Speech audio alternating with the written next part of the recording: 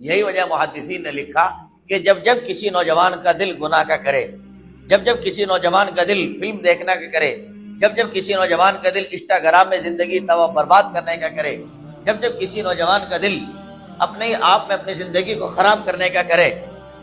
تو فرمایا اس نوجوان کو چاہیے وہ اس دعا کا اہتمام کرے، یا جس کسی کو بھی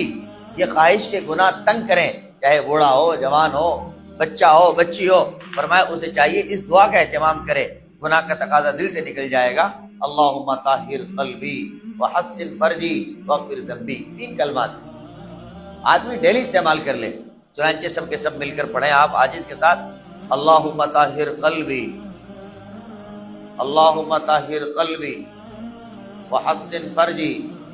واغفر ذنبی۔ صرف 3 کلمات ہیں، جو بندہ ان کو پڑھے گا اللہ تعالیٰ اس کو خواہش کے گناہوں سے بچا لے گا۔